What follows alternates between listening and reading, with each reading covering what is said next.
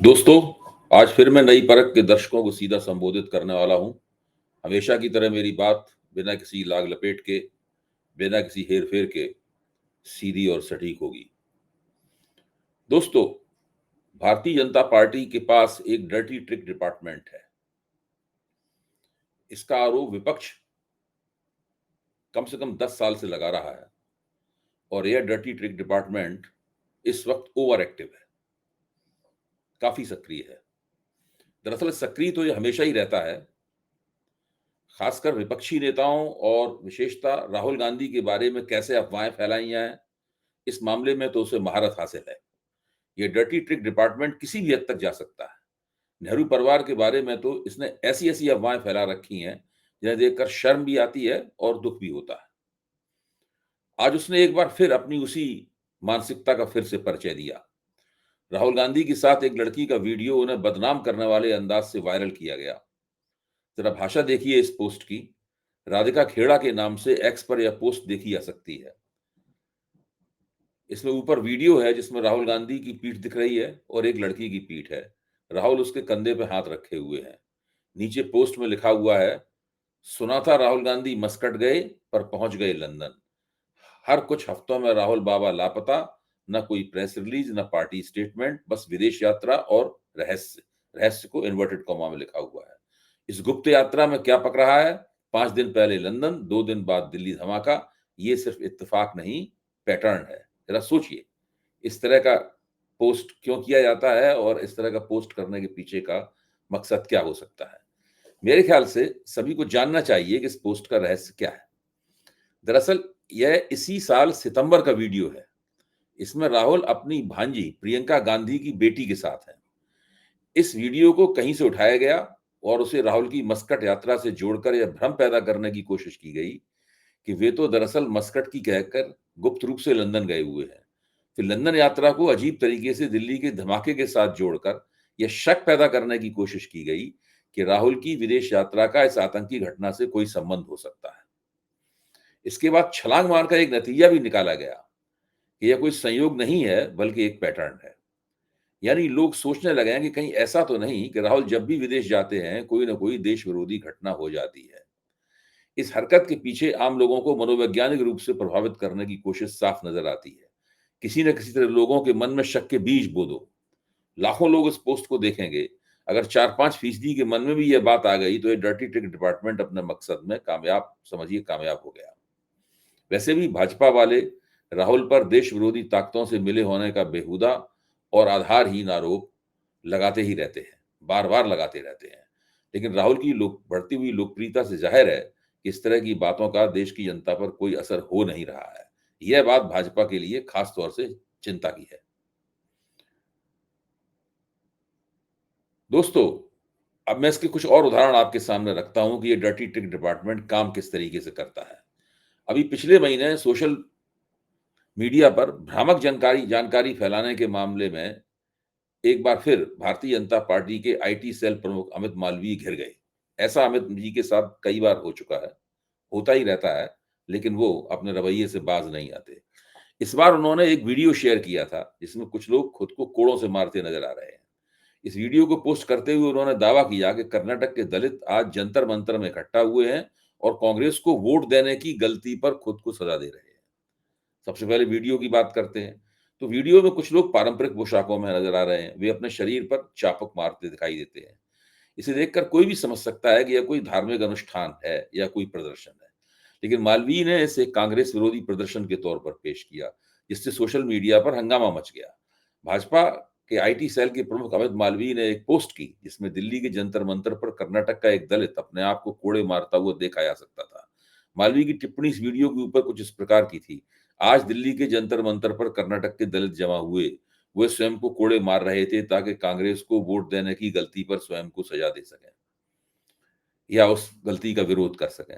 असलियत यह थी कि कर्नाटक के धेगु मेगु दलित समुदाय के लोग अक्सर इस तरह का प्रदर्शन करते हैं, जिसमें नृत्य करते हुए अपने आप को कोड़े मारे जाते हैं। यह देखकर तमाशबीन उनके सामने रुपए पैसे फेंकते हैं, जिससे उनकी रोजी चलती है। जंतर मंतर पर हो रहे इस प्रदर्शन का कांग्रेस या राजनीति से कोई ताल्लुक नहीं था। यह बात नहीं कि डर्टी ट्रिक डिपार्टमेंट यह न समझता हो कि इस तरह की बातों पर लोग आसानी से यकीन नहीं करते। लेकिन उसे हमेशा उम्मीद रहती है कि ज़्यादा नहीं तो एक छोटे प्रतिशत के दिमाग में इस तरह की बात डाली ही जा सकती है। ये डिपार्टमेंट मानता है कि अगर कुछ लोग ही इस बात की दूसरों से चर्चा करना शुरू कर देंगे, तो चर्चा की एक श्रृंखला बन जाएगी, जिससे कांग्रेस के खिलाफ कुप्रचार जोर पकड़ लेगा। अभी कल ही भाजपा आईटी सेल के प्रमुख ने एक और एक्स पोस्ट में दिखाने की कोशिश की थी कि राहुल गांधी लगभग 60 दिनों तक बिहार चुनाव प्रचार से गायब रहे। उन्होंने आरोप लगाया कि वोटिंग खत्म होने से पहले राहुल 4 देशों के विदेशी दौरे पर थे, जहां उन्होंने कॉफी बनाने की जानकारी देते हुए वीडियो ब्लॉग और टाइगर सफारी याद का वीडियो बनाया। इसके साथ ही उन्होंने तेजस्वी यादव पर भी निशाना साधा और कहा कि वे प्रचार के दौरान ज्यादातर समय घर पर ही बता रहे थे और अक्सर दूर से ही रैलियों को संबोधित करते थे। जबकि मुख्यमंत्री नीतीश कुमार हर दिन सड़क पे थे और धूप और बारिश में 6-7 जनसभाओं को संबोधित कर रहे थे। अमित मालवीय ने कहा कि इस चुनाव का एक्स फैक्टर तेज प्रताप यादव रहे। उन्होंने कहा कि कृष्ण भक्त तेज प्रताप ने सभी को चौंका दिया। अगर वे राजनीतिक रूप से परिपक्व होते रहे, तो वे अपने पिता के सच्चे उत्तराधिकारी के रूप में उभर सकते हैं। दोस्तों, सोचने की बात है कि तेज प्रताप यादव द्वारा हेलीकॉप्टर से किए जाने वाले प्रचार पर खर्च होने वाला अनाप-शनाप धन कहां से आ रहा होगा? भाजपा को अचानक चिंता क्यों हो गई है लालू यादव का सच्चा उत्तराधिकारी किसे होना चाहिए? अचानक उसने तेज प्रताप में सच्चे कृष्ण भक्त की तलाश कैसे कर ली? यह समझने की बात है कि भाजपा का सत्तारूढ़ प्रतिष्ठान न केवल अपने आईटी सेल का इस्तेमाल करके इस तरह के फेक न्यूज़ फैलाता रहता है, विपक्ष के खिलाफ तरह-तरह के भ्रम पैदा करता रहता है, खबरों को ताकि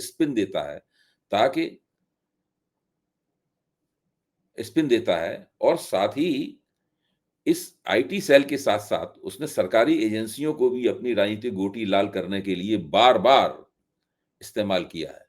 2016 में कांग्रेस ने आरोप लगाया था कि भाजपा का dirty trick department comedian Kapil Sharma पर हमला करवा रहा है। कपिल शर्मा का अपराध केवल यह था कि उन्होंने मुंबई नगर निगम में भ्रष्टाचार पर ट्वीट किया था। 2018 में कांग्रेस नेता रणदीप सिंह सुरजेवाला ने कहा कि प्रधानमंत्री मोदी ने सीबीआई को भाजपा का डर्टी ट्रिक डिपार्टमेंट बना डाला है। 2023 में महाराष्ट्र में एनसीपी विभाजन के बाद भी कांग्रेस ने भाजपा के डर्टी ट्रिक डिपार्टमेंट पर हमला बोला और इस पूरी दुरभिसंध को ईडी जैसी एजेंसियों से जोड़ दिया। 2024 में हिमाचल प्रदेश में विख्यात वकील अभिषेक मनु सिंघवी ने कहा कि भाजपा अपना डर्टी ट्रिक डिपार्टमेंट सक्रिय कर रही है। इस डर्टी ट्रिक डिपार्टमेंट ने उस समय तो झूठ की पराकाष्ठा कर दी, जब एक प्रमुख गोदी चैनल रिपब्लिक टीवी ने इस डिपार्टमेंट की मदद से दावा किया कि कांग्रेस ने तुर्की में अपना दफ्तर खोल लिया है। कांग्रेस द्वारा इस्तांबुल में दफ्तर चलाने के इस झूठ के खिलाफ कानूनी कार्रवाई की जब नौबत आई, तो अमित मालवीय और अर्णब गोस्वामी को राहत पाने के लिए कर्नाटक हाईकोर्ट की शरण लेनी पड़ी। यहाँ इस डर्टी ट्रिक डिपार्टमेंट के कारकुनों की निर्लज्जता का जिक्र किया जाना भी जरूरी है। आमतौर पर उनकी हर कोशिश की पोल थोड़ी देर में खुल जाती है। झूठ के पैर नहीं होते। कांग्रेस का आईटी सेल अक्सर पर्दाफाश कर देता है, लेकिन इससे उन लोगों को जरा भी लज्जा नहीं आती। वे तुरंत किसी और साजिश में जुट जाते हैं। जब वरिष्ठ नेता मल्लिकार्जुन खड़गे पार्टी के अध्यक्ष चुने गए, तो इस डर्टी ट्रिक डिपार्टमेंट ने उन्हें विशेष रूप से अपना निशाना बनाया।